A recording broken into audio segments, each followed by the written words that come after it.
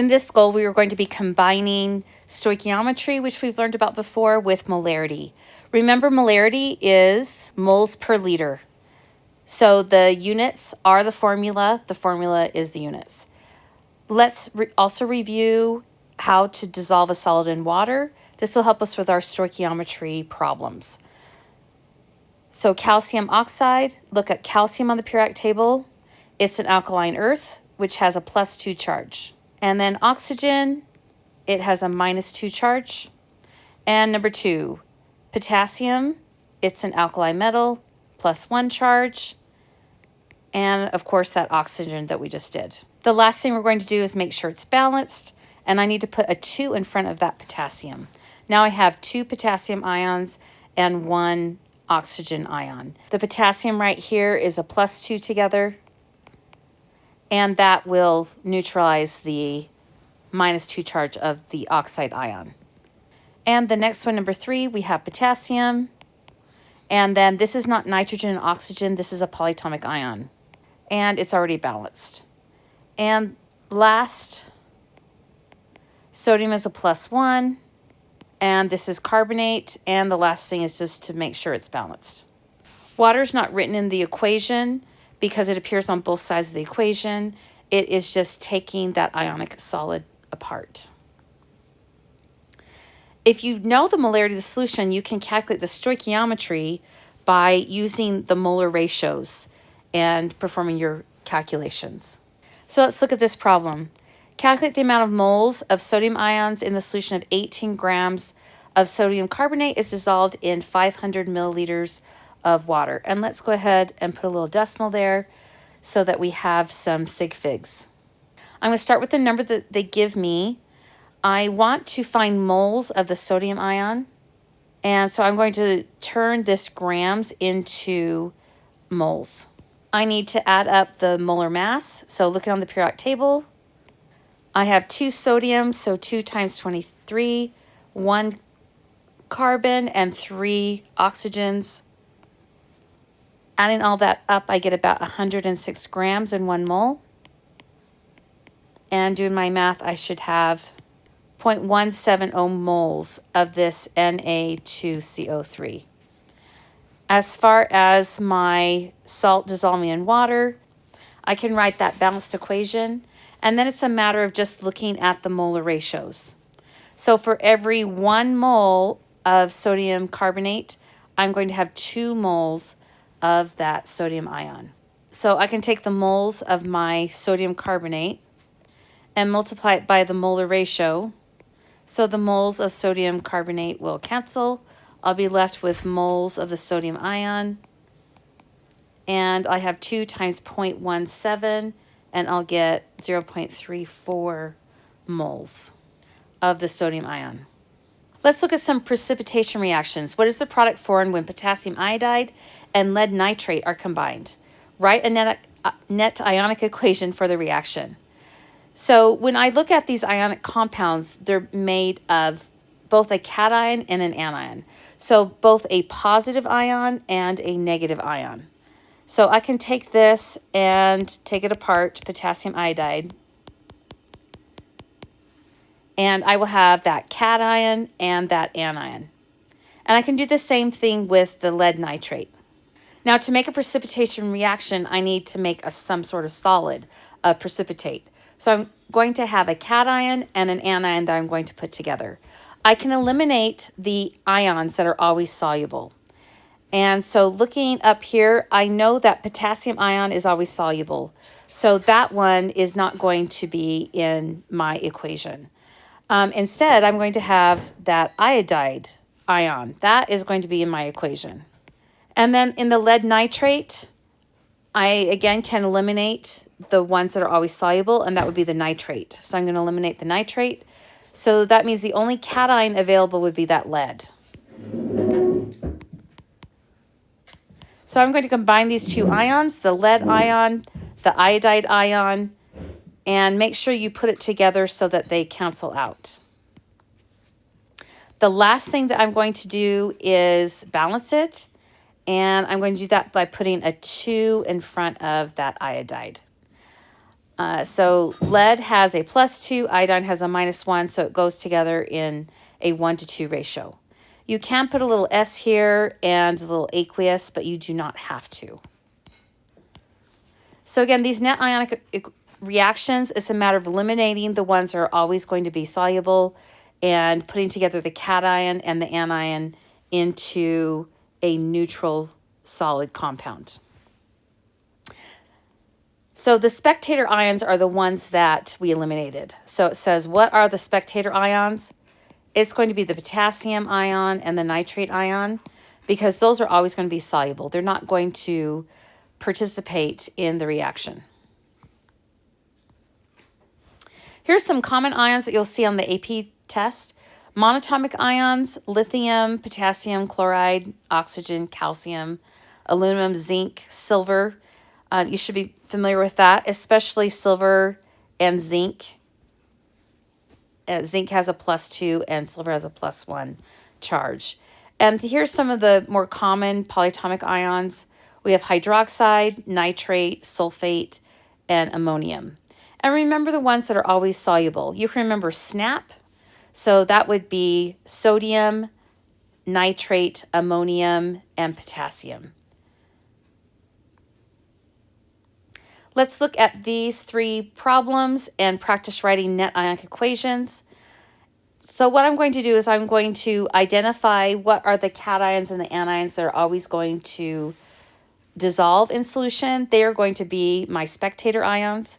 And then kind of the leftovers, that's what's going to be my precipitate. So let's look at the copper 2 chloride. Maybe I don't know which one of these will precipitate. So let's do the second one. And I can recognize here that the sodium, Na. So I know that one is not going to be part of my precipitate. So I'm going to go ahead and cross that out. So that leaves the OH minus. That is going to be part of the precipitate. Now, because it's negative, then I know that in the copper 2 chloride, it's the copper that is going to form the precipitate. Because I'm not going to put a negative chloride ion with a negative hydroxide. Okay, these are going to form my solid. It's a +2 and a -1. So I need to have 2 hydroxides. So there's my net ionic equation. The last thing I'm going to do is just make sure it's balanced. And I'm going to put a 2 in front of that OH minus. Moving on to question number 2. So I have barium chloride. So I don't really know any of those solubility rules for that. So let's go ahead and skip that. And let's move on to the next one. It's potassium sulfate. I know potassium is always going to be soluble, so I'm going to cross that out. So that means in my precipitation reaction, it's going to be the sulfate. I had to have 2 potassiums, so that tells me the sulfate is a -2, if you didn't know that. And that means as far as what's the cation that's going to go with it, it has to be the barium. And barium, looking on the periodic table, it's an alkaline earth. So it's a +2 charge. So I have a +2 and a -2. All I have to do is put those 2 things together. And that will be my precipitate. You can put a little S to remind yourself that's your precipitate. All right, let's look at the next one. So I have ammonium nitrate and sodium sulfate. They are combined. Will a precipitate form? So let's see here. Let's eliminate all the ones that are spectators. So I know ammonium always dissolves, so I'm going to cross that one out. And nitrate always dissolves. And then on this other one, sodium always dissolves. So all I really have is a sulfate that possibly could form precipitate, but there's no cation to go with it. So will a precipitate form? The answer is no. So you have to have both a cation and an anion to combine to form that solid. So let's try this problem. How many grams of lead iodide will form? This is lead 2 iodide will form when excess potassium iodide is added to fully react with 30 milliliters of a 0.5 molar lead 2 nitrate solution. And they do give us an equation right there. The first thing that I'm going to do is I'm going to figure out how many moles I'm going to get from this 30 milliliters of a 0.5 molar solution. So I know that this molarity, it's moles per liter. So those are my units. So that's going to help me figure out my 30 milliliters. 30 milliliters would be 0.030 liters. So I'm going to start off with that number, 0.0300 liters of the lead nitrate. And then I'm going to use that molarity. I want to cancel out the liters. So I'm going to have 0.5 moles over 1 liter of the lead 2 nitrate. Canceling my units, I am left with moles of the lead 2 nitrate. And once I have moles of the lead 2 nitrate, I'm going to figure out how many moles of the lead iodide. So my reactant right there. And I see that it is a 1-to-1 ratio. So 1 mole of the lead 2 nitrate, I can cancel that out, and I'm left with moles of the lead iodide. And then it's just a matter of changing that moles to grams. When I look at the molar mass of lead 2 nitrate, it is 461 grams per mole. Putting that in my equation, for every 1 mole, I get 461 grams. Cancel the units, and I'm going to be left with grams of the lead iodide, and it's going to be 6.92 grams. So everything on the top you will multiply, and then everything in the denominator you will divide, but everything in my denominator is just a 1. So let's try a few other problems. So this one is looking at ammonium carbonate and silver nitrate, and I'm getting a solid silver carbonate right here. And then this right here is my spectator. I could write a net ionic equation, but it doesn't ask for it, and I can still just use the molar ratios. So it says how many grams of silver carbonate will precipitate if excess ammonium carbonate is added to 80 milliliters of a 0.25 molar silver nitrate solution. My 80 milliliters is the same thing as 0.080 liters. So the two things I'm going to look at my silver nitrate. This is my start, and then I'm going to convert it to my solid. So I can see it's a 2-to-1 ratio. Let's start off with that 0.080 liters of the silver nitrate. And then my molarity, remember it's moles per liter. And so on the bottom, I'm going to have 1 liter of the silver nitrate. And at the top, I'm going to have the 0.25 moles. So I'll cancel out my liters. I'll be left with moles. Now I can just use the stoichiometry. So I have 2 moles here on the bottom for every 1 mole. Let your units guide you. So moles cancels of the silver nitrate. Now I have moles of the silver carbonate. And it says how many grams do I need? So I'm going to put 1 mole of the silver carbonate, and then adding up 2 silvers, 1 carbon, 3 oxygens, I'm going to get 275.5 grams. Cancel those moles. So I'm going to have 0.08 times 0.25 times 275.7, and then I'm going to press my enter sign and then divide that by 2. And I'm going to get 11 grams. Okay, let's move down to the next one. How many milliliters of a 0.5 molar ammonium carbonate solution must be added to completely react with 57 milliliters of a 0.25 molar solution of silver nitrate? So remember, change it to liters. We need to be in liters when we're working with molarity. All right, so I'm going to start off with that, 0.0750 liters.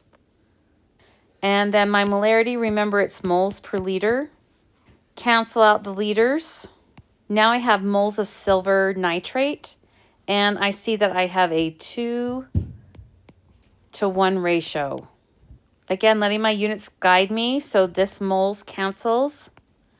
I'm left with moles of the ammonium carbonate.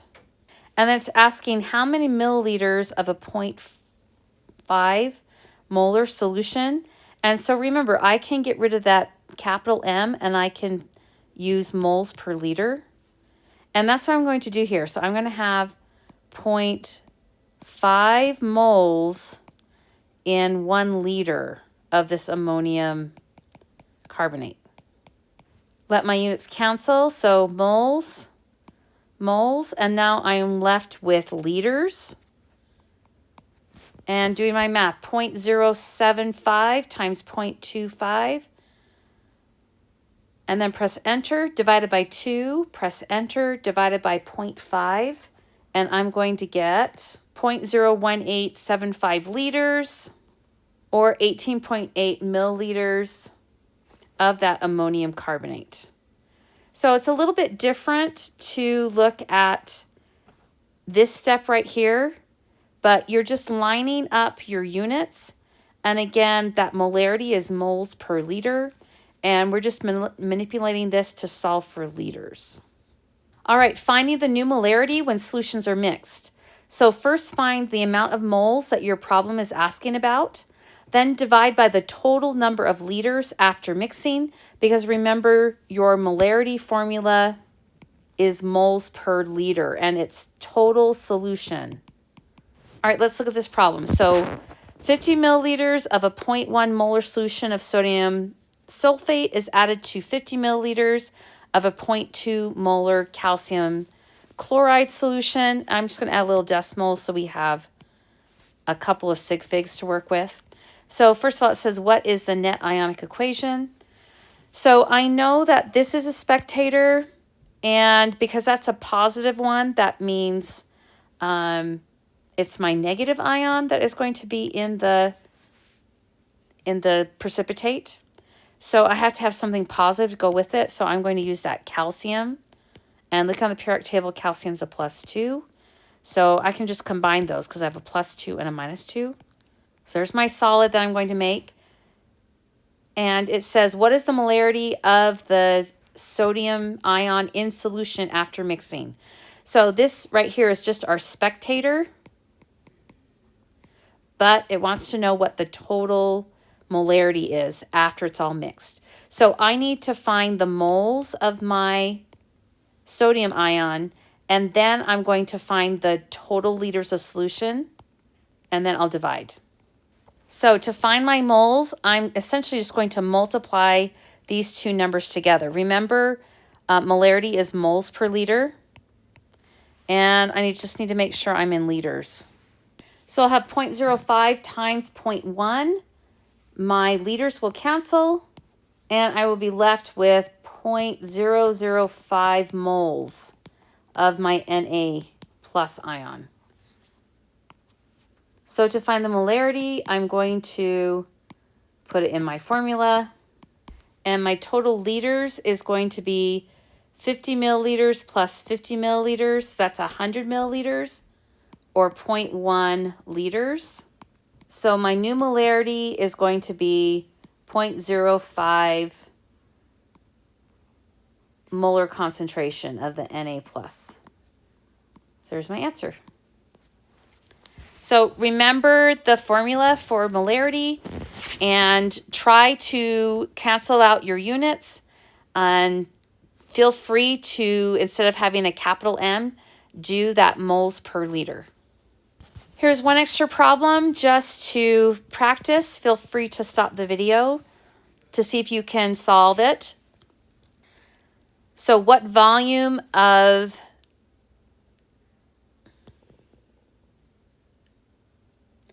.25 molar concentration of magnesium nitrate is needed to precipitate all the hydroxide ions from 55 milliliters of 0.35 molar sodium hydroxide. And they give us our equation right there. So I'm going to start off with finding out the moles of the hydroxide ions. So convert everything to liters. So this one is going to be 0.055 liters. And then remember your molarity, you can change to moles per liter. And I'm going to start off with that liters, so 0.055 liters of sodium hydroxide. I'm going to try to find how many moles of sodium hydroxide. And I have 0.350 moles in 1 liter. Cancel out my liters. Now I'm in moles. So now I can use the balanced equation. So for every 2 moles of NaOH, I am going to make 1 mole, or I require 1 mole of magnesium nitrate. Again, let your units guide you. Cancel out your moles. Now I have moles of the magnesium nitrate, and it wants the volume. So I'm going to use this molarity right here, cancel it out, cross it out, put moles per liter. And so I'm going to put moles here on the bottom, so 0.250 moles in 1 liter. And this is the magnesium nitrate. Cancel out your units. And I'm going to have my answer in liters. And so 0.055 times 0.35, enter. And then everything on the top is a 1. So then let's go to the denominator. So then I'll say divide by 2, enter, and then divide by 0.25, enter. And if you do that, you get 0.0385 liters of the magnesium nitrate. And if I put it back to milliliters, it's going to be 38.5 milliliters.